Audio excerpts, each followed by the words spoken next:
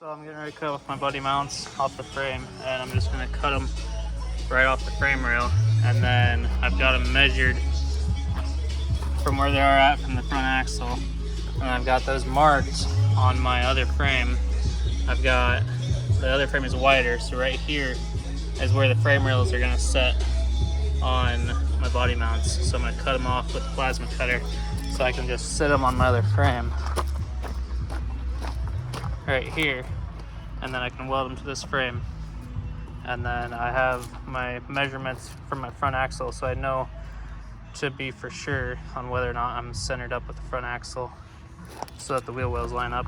I'm not sure where it's going to line up back here, but wherever it does, it's 5 inches off the main frame rail. So that's my plan. Okay, I've got the new chassis over here. I got the old one cut out. I went ahead and welded a piece of C-channel and a piece of tubing across the frame rails, and I cut out what I needed. I won't be needing this, but it's just to hold it all together. It's just a square for right now. And I'm getting these lined out. Center of this hole to center of axle has to be 22 inches.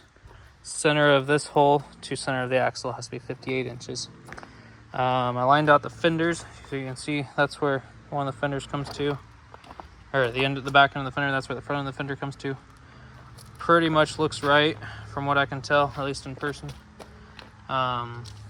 Hopefully it's right. I know that once I put weight on that, with the engine, the transmission, it's going to drop the frame, which is going to raise the axle up, which is going to push the axle forward just a hair because it's got, radius arm suspension. But it won't move much, probably not even a half an inch. And if I lift this, then it's going to rotate the axle like that. But I don't want to lift this. I want to leave it stock ride height, and I want it to ride good. I could put a long arm lift on it and be fine, but I would like to run stock stuff for the most part. So I've got this side perfect. I've got it perfect this direction as well. The only thing is, every time I move it to move that side, it moves on me. I don't know what it is. I need to double make sure that my width is all right. Yeah, it looks like it is. So my width is good. I've got, the same gap here that I do over there, from what I can tell. Plus this side has to come forward, so it's going to close up that gap anyway, a hair, or make it wider. I don't know. Anyway, every time I move it, it moves that side. Every time I move that side, it moves this side, and it's steel on steel. It's always going to slide. It's a pain in the butt, especially with only one person. So what I'm going to do is I'm going to tack weld this side, this corner, just this here, because that's perfect. This is perfect. This is perfect. Then on that side, I can pull it forward, and it's only going to move that, and it's only going to pull this side over, which is fine because the gap is wider here than it is here. So as long as I tack that, and then go to that side, get that one perfect, tack it.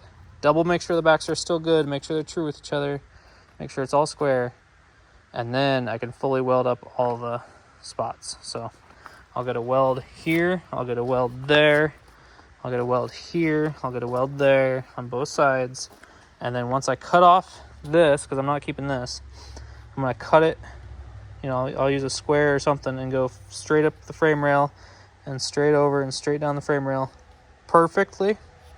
Cut it off with a plasma or grinder or whatever. And then take a plate and plate down here. I can't go here because I've got my bolt from a radius arm, my upper radius arm. But I can cut out a hole like they did in the frame and my plate and be fine. So I'm going to put a plate down there, and I'm going to fully weld it up here, over, around, and over, and down, and then down on the frame. Same with these. I'll cut these exactly where they need to be cut, and then I'll get a plate and plate it down, and then it'll be really, really strong. So that's my plan, and I'm gonna get to welding and pulling, and then welding the rest of it, and fully welding it, and then I'll be done with the cab mounts in less than a day. I mean, I've had a guy here helping me clean up, and I've been busy with him for a little bit of the day, but I've been busy working on this too. So if I was just focused on this, I could probably have knocked it out in 5 or 6 hours. But being that I've been busy with other things, I'm probably at that, 8 to 9 hour range of working on just this. But if I were to just make cab mounts, I would have had to do a butt ton of measuring. This took a lot of measuring too, don't get me wrong, but I'd have to do so much measuring and making sure each one is right, because this frame isn't perfectly flat. It starts to go up here. So then I had to change my angles and all that. And to get it right with the fender and all that, it's got to be where it's got to be. So these are what I'm rocking with. Plus making a mount that goes around this doohickey would have been a pain in the butt. So I'm just leaving it, and this is going to work really well. It really is. So anyway, hopefully those measurements help somebody doing one of these. This is on a 3rd gen chassis. So this will work on a 2003 to 2012 frame. Pretty sure they didn't change anything on the frames because all the suspension is the same on those years. 03 to 12 is the same. So you should be able to take an 03 to 12 frame, put it underneath a 1948 to 1953 Dodge, and have these same measurements, and it should work out perfect for you. Make sure that your tops of your mounting points with the rubber isolator and the metal plate, make sure that is 5 inches from the top of this, and then that way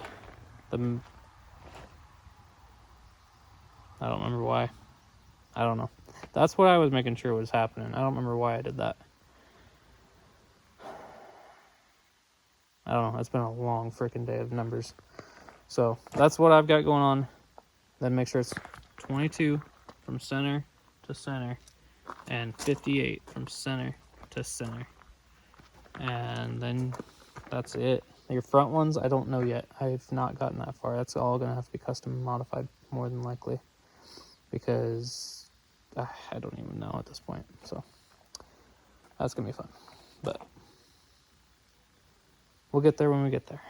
All of it will be beyond this. So any cutting and modifying I have to do up here, other than the power steering gearbox and the stabilizer, anything beyond here I can mess with and change if I have to. But anyway, I'm gonna get to it and hopefully get something done tonight.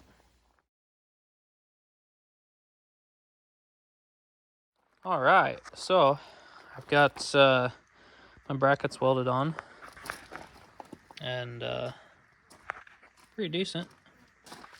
We're gonna make some gussets. I went ahead and plasma cut the back side of this to be even with the frame rail down here. I'm gonna build me a gusset that goes around. Now I have to go and have a hole here still, because this guy is the bolt that goes to my radius arm. But I'm gonna do the same thing over here. I'm gonna build a bracket or a gusset or a plate, whatever you want to call it, and just go down and then go over and then go up and then weld that all the way in, so that way when there's pressure pushed on this, there won't be any stress on the bracket itself, because it'll all be incorporated into the frame rail. So all the stress will go right through the frame rail. Of course, there won't be much stress because the cab is light and whatnot, but I went ahead and cut my body mounts off for my 3rd gen. So just a cheap plasma cutter, guys. It's literally $300 on Amazon. That's all it is. And it'll cut all that kind of stuff with ease too. I mean, I cut these off the frame of the other truck. I cut all this off with the plasma, and it's just quick and easy. And as long as you have a good air compressor to keep it fed, you'll be all right. But anyway, that's where I'm at right now. I'm gonna make those little gussets on the insides and then weld them up, and then I'll probably be done for the day. I need to drop the fuel tank at some point for when I stretch the frame, or not stretch frame, when I shorten the frame. And yeah, I think I'm gonna go ahead and shorten it and leave a gap, put my stacks between the cab and the tank, or the cab and the bed. Otherwise, I'm gonna have to get into this mount, which is okay, but I'd have to eliminate all of it. Just cut that whole mount off and then weld it on over the seam, which I may have to do if I decide to put the stacks in the bed. But I can only shorten this so far anyway before the transfer case starts to hit my fuel tank. I want to run this big fuel tank. It looks like a 35 or 38 gallon, and I want to avoid hitting that and having to move the fuel tank back, because if I have to move the fuel tank back, I can only move it like 3 inches, maybe 4 inches before it gets into the differential, and I would have to completely ream the cross member out, or just go and get me another cross member, leave this one but cut it off flush with the inside, and then put another cross member in, which I could do, but I don't want to do, because then that changes where I mount my front shock mount. So I would have to go clear up to it, which would be fine. There's probably 3 to 4 inches there, but you have to, I don't know, I don't want to do it. I don't want to do that. So what I'm going to plan on doing is running my stacks over the top of the fuel tank and then straight up, and I'll have to make a new bracket for here because this bracket's going to be going away, and either I'll reincorporate that bracket or I will make my own. It's a pretty simple bracket to make, just hold up a fuel tank, and then I need to just shorten the frame. All I'm going to do is to shorten the frame is I'm cutting my plug weld out, cutting all this out, cutting the bottom plug weld out, cutting all the inside out, and then cutting it off here, and then sliding it together. Well, yanking that section out and then sliding it together. And then it should be done, I think. I hope. I don't know why it wouldn't be. So that's the plan. We're going to probably grind out this weld. I'll get closer so you can see. We're going to grind out this weld so we won't go through the tube. We're going to plasma cut around all the corners, and we're going to grind out this with a grinder so we don't go through the tube. Then plasma cut all the way, and then grind out the bottom, etc. And then we'll fully plasma cut this so it falls in, and the same with the bottom so it falls, or whatever. And then that way we can still pull the frame rails apart with a piece of machinery. Because if we completely plasma cut all of that, it may decide to stay stuck and rusted in. So I don't want that to happen. So we're going to go ahead and fully, or not, we're not going to fully plasma cut it. We're going to plasma cut it and grind it and slide it out and then cut it off and then slide the new section in and weld it up after we measure 18,000 times to make sure it's square. And I mean, we should be able to measure straight off of these and cut perfectly. As long as we can cut perfectly, we'll use like a grinder or a sawzall, and we'll make sure that our lines and everything is cut perfectly. We shouldn't have a problem with lining up, but in order to not have a problem, I don't have the rears of the frame rails to run off of to measure for perfect squareness. So we'll have to measure off of a welded on bracket, whether it be here or some sort of corner point on the back on both of them, or a hole. A hole is usually good too. We could take out these and we could just put something in there right now and then measure off there to the front. And then as long as you measure diagonally from back passenger corner to front driver corner, as long as that measurement is the exact same as front passenger corner to rear driver corner, you're square. So that's all there is to that. This is probably all I'm going to record for today, unless it's still light enough to record later. I'm going to make these little brackets, or at least attempt to. Probably make the rears a little bit easier, and then the front ones they won't be necessarily harder, but they're,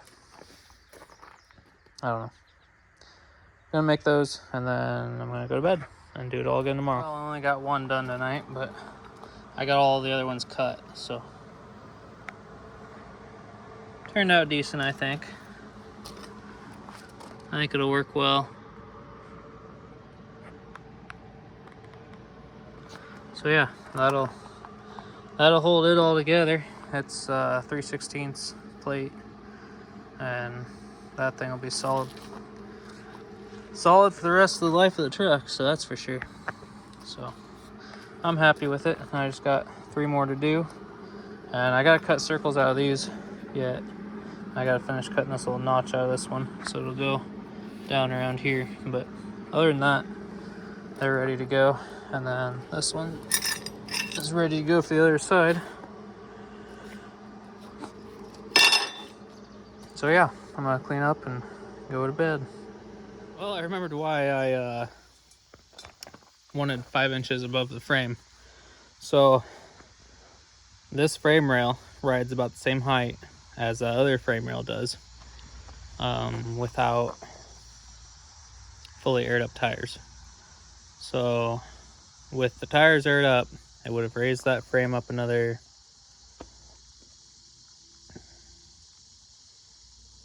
5 inches. So that's what this sets that height on this at, like 5 inches from factory. It would be like the same ride height as that truck. What this would be on stock tires, which are like a 31, and that's going to be on 35s, 36s, something like that.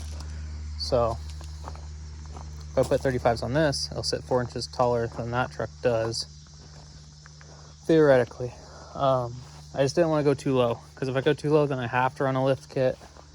And the real reason I wanted to run it 5 inches higher is because I set the bed, the service bed, on my on the frame, on the 3rd gen frame, and I measured from the top of the frame rail to the top of the bed, and it was right at the same measurement of that I wanted the bottom of the windows to be on the cab, so that way the windows aren't blocked by the service bed.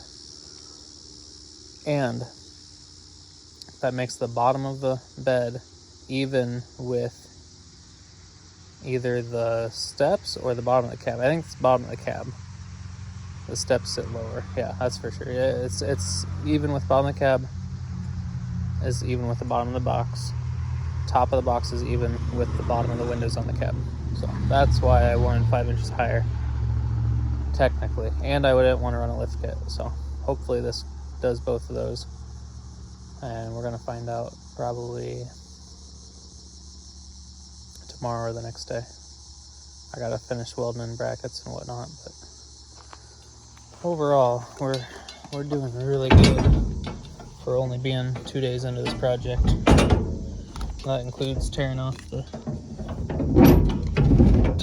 old cab and whatnot.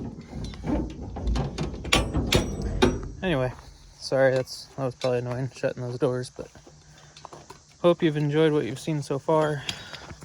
Hopefully we'll be able to get a whole bunch more knocked out tomorrow.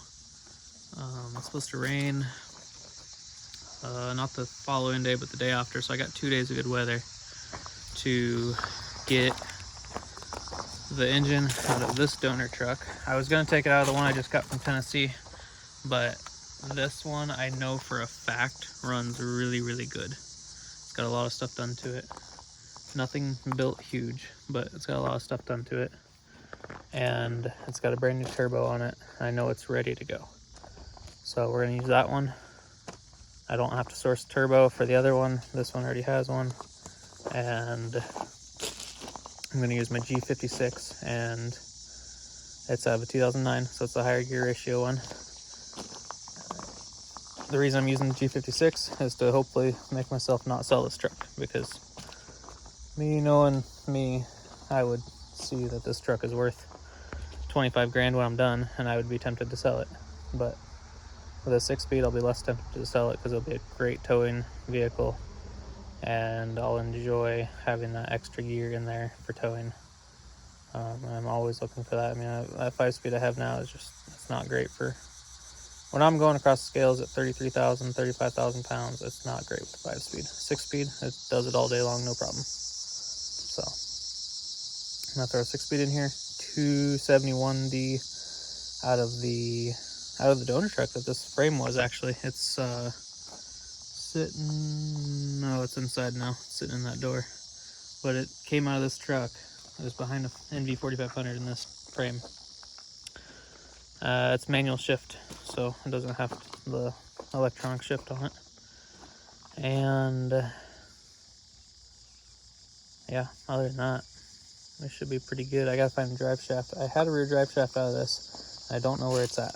I gotta find it, or go get one, I guess, or make one or something. But I really hope I have that drive shaft. Other than that, it should be pretty good. The bed's gonna bolt right on, so that's a plus. I gotta modify these rear frame rails a little bit because somebody torched out the hitch, and that was before my time. I had a service bed on here at one point, and I'm gonna go ahead and just probably whack off the end of it and then make whatever I need to make for my, I just whack it off right here, make my new frame rails for my, I guess, cross member for my hitch, and I'll run it as high as I can run it to be legal for the truck pulls, and then that way it'll be high as well for when I'm towing. It won't ever get into anything, hopefully. Have to build my bumper in as well. I have a set of overload springs that can go on here. I have a set of brand new Firestone airbags that can go on here.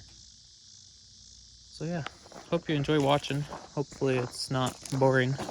I know it's slow going, but I'm trying to show the real process of how it goes, because you know, if I just showed you the cool stuff, that's all you'd see, and you'd think it was easy, and you'd jump in head first and do it, and you'd find out real fast it's not easy. It's enjoyable for sure. It's not horrible work, but it's definitely hard work. So thanks for watching.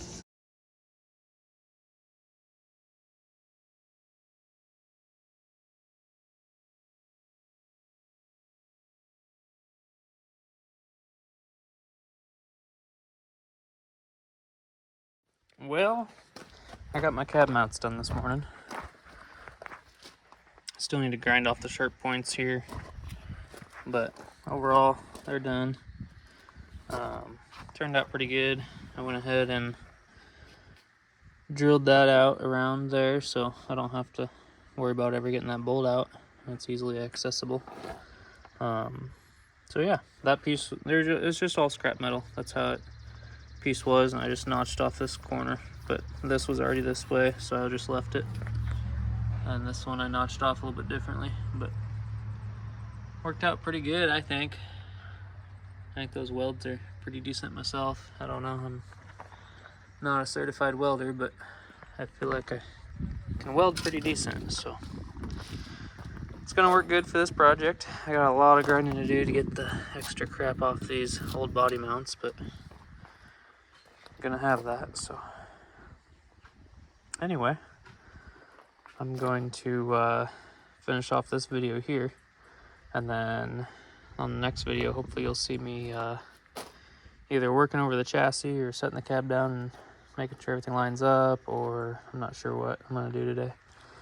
My main objective is to pull the engine out of that truck and pull all the brake calipers off this, because I got cheapest place for brake calipers was Napa out of everybody, including the internet, so, and their lifetime warranty. So I'm gonna go pick those up today, which means I gotta take all my old calipers off, and then yeah, and go from there. I know I've got a lot of descaling to do, but thanks for watching.